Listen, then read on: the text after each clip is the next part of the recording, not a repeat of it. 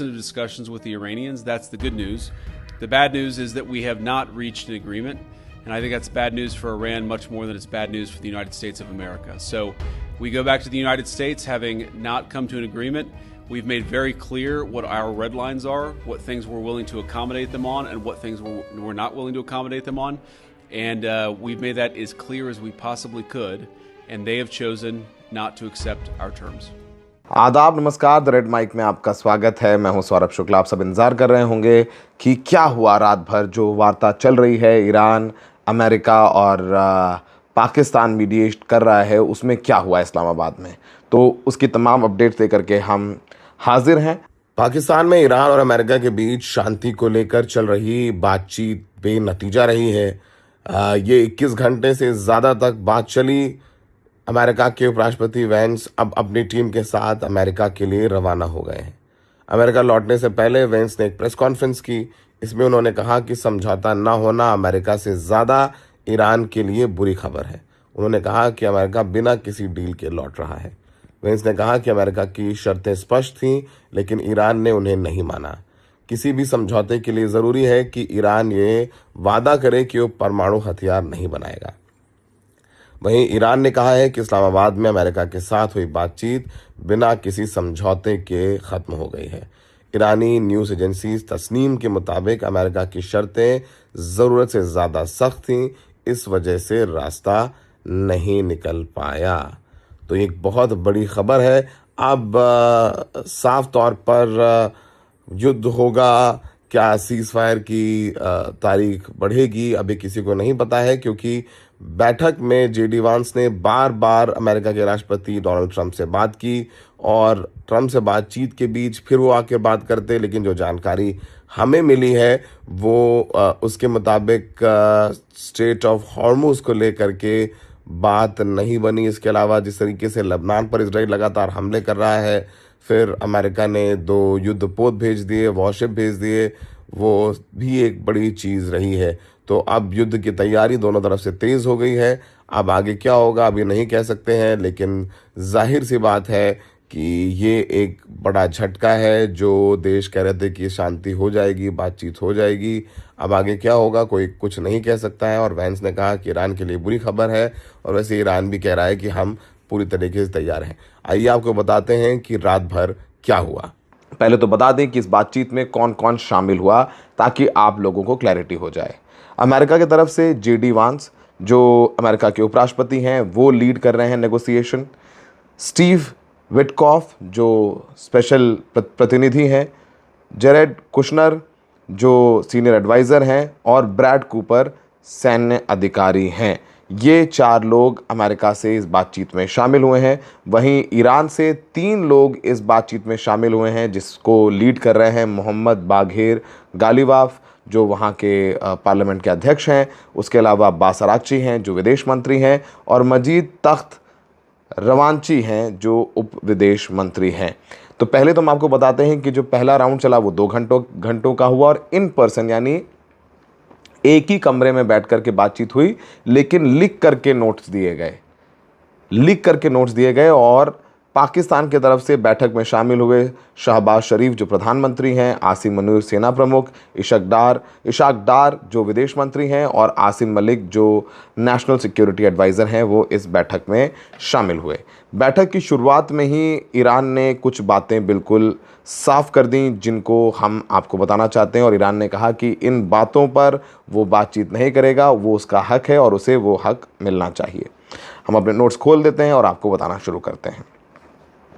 Iran की तरफ से 4 मांगें रखी गईं इस बातचीत में। पहली मांग कि जो स्ट्रेट ऑफ हॉर्मुज़ है उस पर कंप्लीट कंट्रोल। उन्होंने कहा कि हम स्ट्रेट ऑफ हॉर्मुज़ पर कंप्लीट कंट्रोल चाहते हैं, क्योंकि अच्छा खासा नुकसान हुआ है हमारे एनर्जी एसेट्स पर, हमारी ऑयल फील्ड्स पर, हमारी रेलवे ब्रिजेस पर, हमारे स्कूलों पर, हमारे रिसर्च सेंटर्स पर, हर जगह हमले हुए हैं। हमें अच्छा खासा नुकसान हुआ है और उसकी भरपाई करनी है। तो स्ट्रेट ऑफ हॉर्मुज़ पर हम अपना पूरा नियंत्रण रखेंगे। अमेरिका की तरफ से प्रपोज़ल था कि अमेरिका और ईरान मिलकर के एक फार्मूला तय कर ले, जिससे दोनों मिलकर के स्ट्रेट ऑफ हॉर्मुज़ कंट्रोल करें, और उसके लिए ईरान तैयार नहीं हुआ। नंबर 2, ईरान को युद्ध के लिए पूरा मुआवजा दिया जाए, बहुत नुकसान हुआ है उसका पैसा ईरान को दिया जाना चाहिए।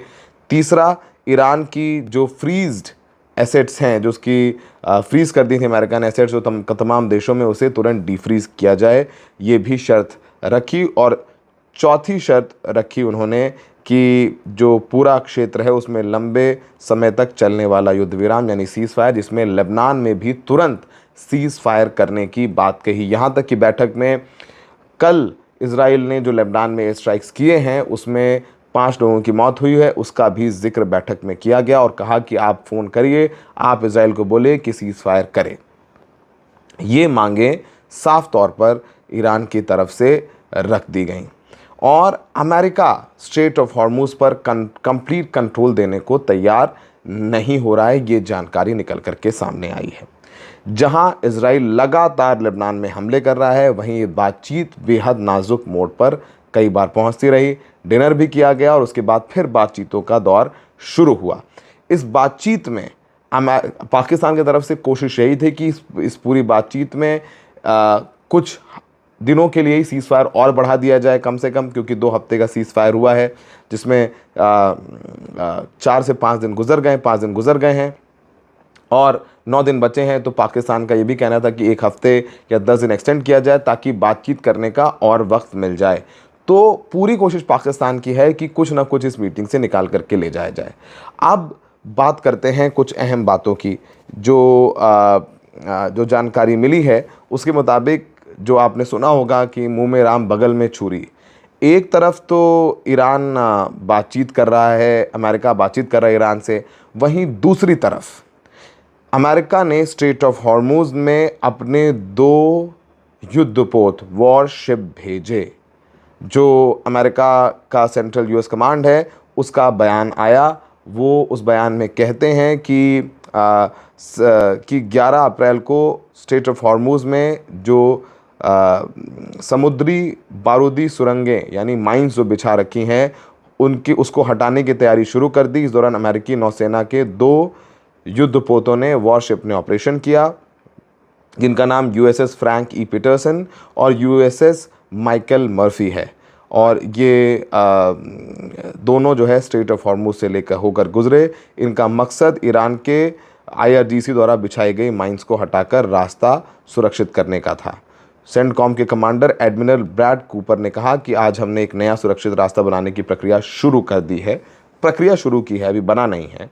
जल्द ही हम इस पर सुरक्षित मार्ग की जानकारी समुद्री व्यापार से जुड़े लोगों को देंगे ताकि व्यापार बिना रुकावट के चलता रहे।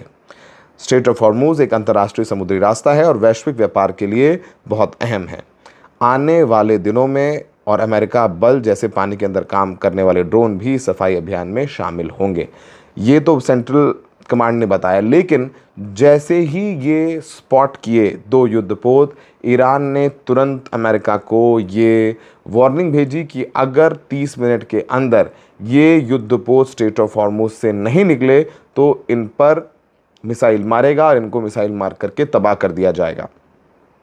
जो जानकारी मिली है उसके मुताबिक अमेरिका को जैसे ही संदेश मिला और ये भी ईरान ने कहा कि अगर आप ये युद्धपोत वहाँ से बाहर नहीं निकालेंगे तो ये नेगोशिएशन के लिए ठीक नहीं है, वो इस नेगोशिएशन से बाहर निकल जाएंगे। जैसे ही ये खबर अमेरिका को मिली, अमेरिका ने इन जो 2 युद्धपोत अपने भेजे थे उन्हें वापस बुला लिया है। ये भी जानकारी निकल कर के सामने आई है। और स्टेलमेट यानी बातचीत में कई बार तो ये भी हुआ कि बातचीत पूरी तरीके से रुक गई, क्योंकि स्ट्रेट ऑफ हॉर्मुज़ को लेकर के ना अमेरिका झुकने को तैयार है ना ही ईरान। अमेरिका का मकसद क्या है?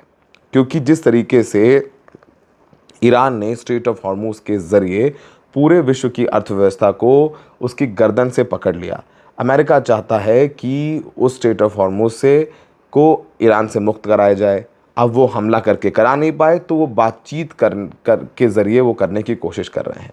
ईरान कह रहा है कि हमने जब हमला करके इतना नुकसान झेल करके स्ट्रेट ऑफ हॉर्मुज़ नहीं खोला तो हम आगे भी नहीं खोल रहे हैं। अब स्ट्रेट ऑफ हॉर्मुज़ पर हमारा अधिकार है, ये हमने जीता है और हमें इसकी ज़रूरत भी है, क्योंकि हमारे पास न्यूक्लियर वेपन नहीं है तो आप हम पर हमला कर देते हैं। हमारे जो सुप्रीम लीडर है आपने उनको ख़त्म किया, हमारे स्कूलों पर मिसाइल मारी, आपने वॉर क्राइम कराया है, तो एटलीस्ट कम से कम स्टेट ऑफ हॉर्मूज के तौर पर उनके पास कुछ तो हो ताकि आगे आप ऐसा एग्रेशन ना दिखाएं। ये सब सारी बातें होती रहीं और कोई निष्कर्ष नहीं निकला।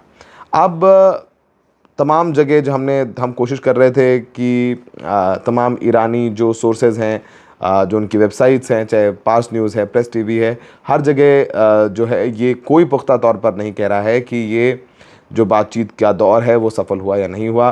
पाकिस्तान की कोशिश है कि एक दिन और इसको खींचा जाए और इसमें पाकिस्तान की तरफ से ये भी कहा जाए कि एटलीस्ट कुछ तो निकाला जाए, क्योंकि पूरे विश्व की नज़र इस बैठक पर लगी हुई है, इस्लामाबाद पर लगी हुई है, क्योंकि ये हर व्यक्ति विश्व का है वो इससे इम्पैक्टेड है, क्योंकि तेल की कमी, गैस की कमी के कारण जेब पर असर पड़ा है और झटके पर झटके लगे हैं। कई देशों में एनर्जी इमरजेंसी घोषित कर दी गई है, भारत देश में भी पलायन की समस्या शुरू हो गई है। इन सब चीज़ों को देखते हुए हर व्यक्ति की नज़र इस पूरे कार्यक्रम पे लगी रही। अब जो हमें अपनी जानकारी मिली है उसके मुताबिक इज़राइल जो है वो बिल्कुल नहीं चाहता है कि ये सीज़ फायर हो जाए। इज़राइल के प्रधानमंत्री नेतन्याहू ने बाकायदा एक प्रेस कॉन्फ्रेंस की और उस प्रेस कॉन्फ्रेंस में उन्होंने कहा कि वो ईरान पर हमला करने के लिए तैयार हैं और उन्होंने कहा है कि campaign against Iran is not over, we still have more to do. अभी तक हमारा जो कैंपेन था ईरान के ख़िलाफ़ वो पूरा नहीं हुआ है, अभी हमें काफ़ी कुछ करना है। उन्होंने ये भी कहा कि अभी इनरिच्ड यूरेनियम ईरान के पास है, या तो वो बातचीत के ज़रिए देगा या फिर हमें उसे निकालना आता है। तो एक तरफ जब बातचीत हो रही है उसी तरफ नेतन्याहू के सारे बयान, तो आप समझ सकते हैं कि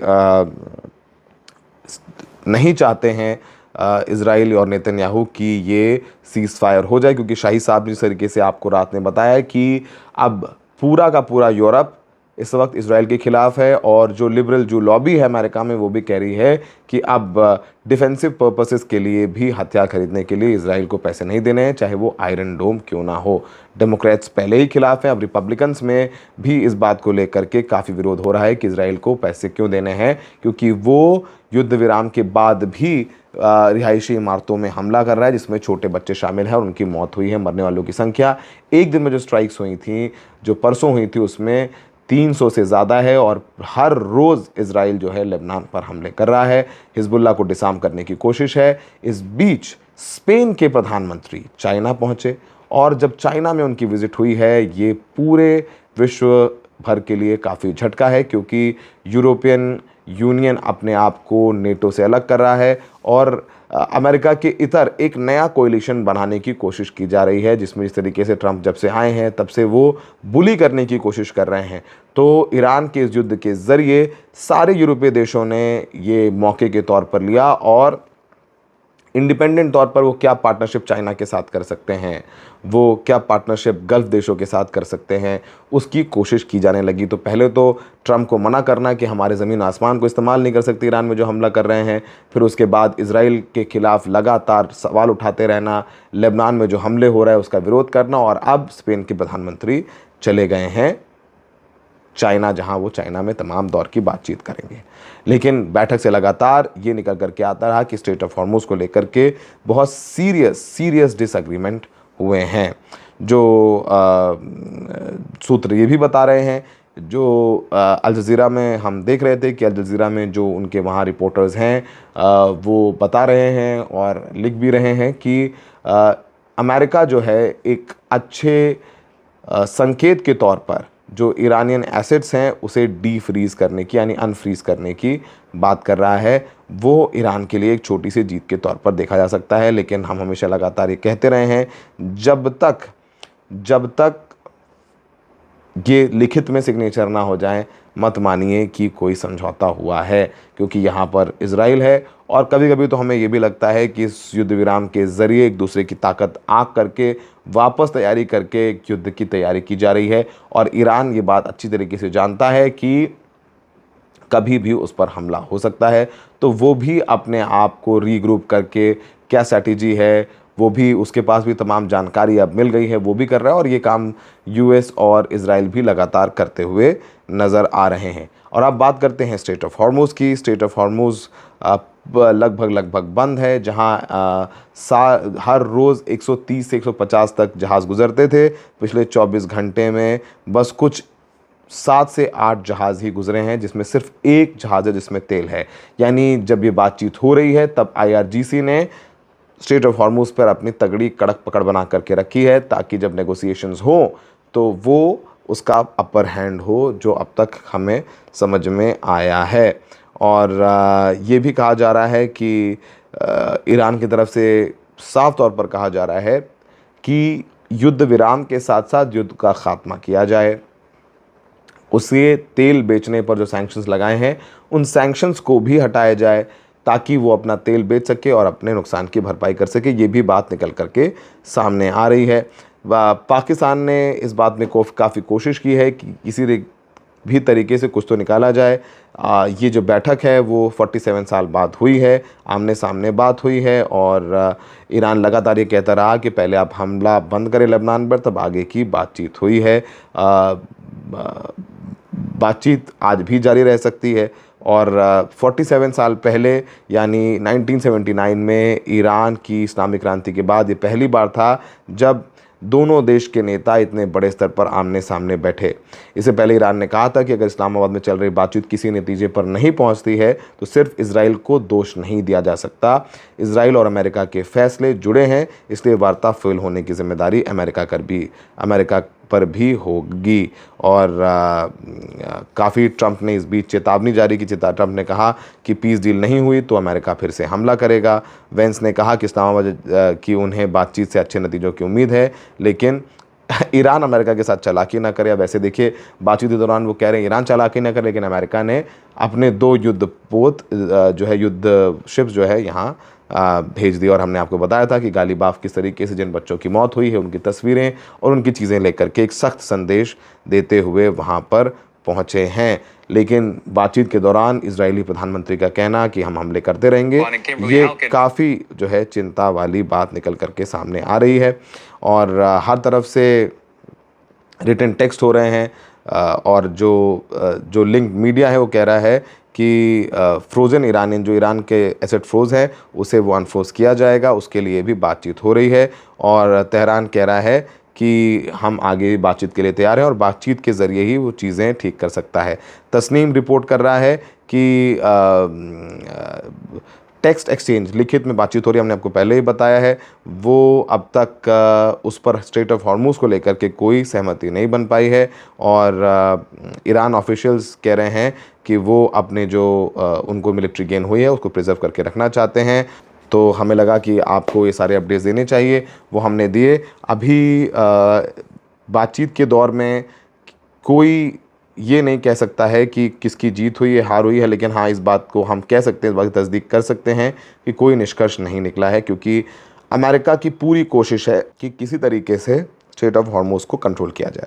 अमेरिका ने कहा कि उसके 2 वॉरशिप गुजरे हैं स्ट्रेट ऑफ हॉर्मुज़ से। ईरान ने साफ कहा कि उसके वॉरशिप नहीं गुजरे हैं और चेतावनी दी थी कि अगर गुजरेंगे तो वो कार्रवाई करेगा। ये जानकारी जो हमें मिली वो अपने दर्शकों को दी, और दिन भर जो भी कुछ होगा वो हम पुख्ता करके आपके पास लाते रहेंगे। हमें देखने के लिए बहुत बहुत शुक्रिया। नमस्कार।